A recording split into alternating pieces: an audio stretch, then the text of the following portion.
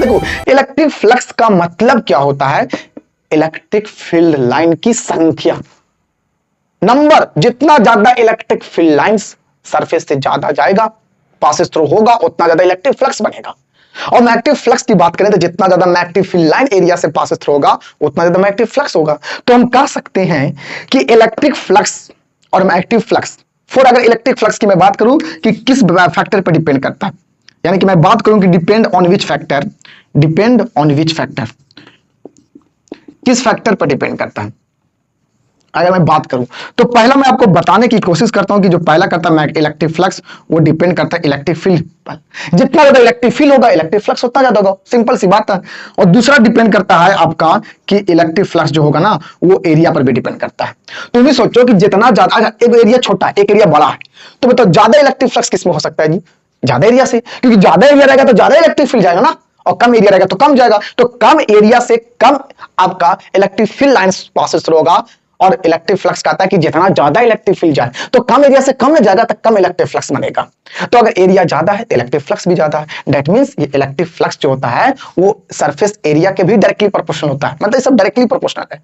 और तीसरी चीज आपका डिपेंड करता है जी कि इलेक्ट्रिक फील्ड और एरिया एलिमेंट के बनने वाले एंगल पर भी, और वो भी कॉस थीटा वाला, यानी कि इलेक्ट्रिक फ्लक्स जो है वो डिपेंड करता है आपके कॉस थीटा पर। सर कॉस थीटा पर क्यों, साइन थीटा पर क्यों नहीं? अब मैं आपको फील कराता हूं, ध्यान से समझना। देखो ये आपका एक मोबाइल है, क्लियर। अब इस मोबाइल की एरिया है ये वाला, बातें समझ आया?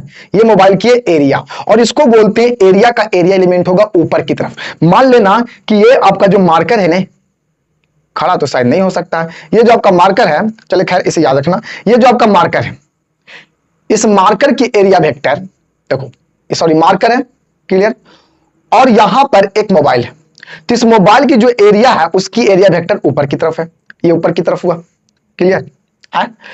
लेकिन अगर ये वाला ऊपर की तरफ है, एरिया वेक्टर गिर गया कोई दिक्कत नहीं, एरिया वेक्टर इस मोबाइल की एरिया वेक्टर ऊपर की तरफ, ठीक है।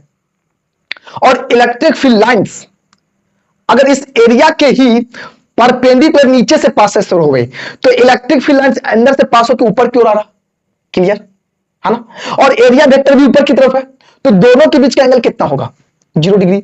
और 0 डिग्री पर हम देख रहे हैं कि इस एरिया के, मोबाइल के एरिया से नीचे से बहुत सारे electric field lines passes through होगा, यानी कि एरिया वेक्टर ऊपर तो नीचे से इलेक्ट्रिक फील्ड लाइंस उसी डायरेक्शन में जाएगा और ज्यादा जाएगा, है ना। यानी कि 0 डिग्री पर देखो एरिया वेक्टर ऊपर और नीचे से इलेक्ट्रिक फील्ड ऊपर, तो दोनों के बीच का एंगल कितना होगा? 0 डिग्री। तो 0 डिग्री होगा तो यहां पर इलेक्ट्रिक फील्ड होगा, इलेक्ट्रिक फ्लक्स होगा, क्योंकि इलेक्ट्रिक फील्ड पास थ्रू हो रहा है। लेकिन अगर मैं परपेंडिकुलर पासेस थ्रू कर रहा हूं तो देखो एरिया वेक्टर ऊपर की तरफ है मोबाइल का, और इलेक्ट्रिक फील्ड लाइंस ऐसे जा रहा है, तो क्या ये इलेक्ट्रिक फील्ड लाइंस इस मोबाइल के एरिया से पासेस थ्रू हो रहा? जी नहीं। तो देख रहे हैं कि एरिया वेक्टर ऊपर, इलेक्ट्रिक फील्ड लाइंस है, तो दोनों के बीच का एंगल 90 डिग्री है, तो 90 डिग्री पर हमें इलेक्ट्रिक फ्लक्स नहीं मिल रहा, तो 90 पर 0 और 0 पर मैक्सिमम मिल रहा है इलेक्ट्रिक फ्लक्स। तो 0 पर मैक्सिमम कब मिलता है? कॉस में, किस साइन में? देखो 0 पर हमें मैक्सिमम कॉस थीटा, देखो कॉस 0 1 और कॉस 90 0, तो कॉस 0 1 होता था, कॉस थीटा पर डिपेंड किया, 0 मैक्सिमम दे रहा था, तो यहां आपको 0 पर डिपेंड करेगा, दैट मींस कॉस थीटा पर डिपेंड करेगा। जस्ट लाइक अगर आपसे पूछा जाए कि मैग्नेटिक फ्लक्स किस पर डिपेंड करता है, अगर आपसे पूछे जाए कि magnetic flux depend on which factor, depend on which factor, कौन? Magnetic flux.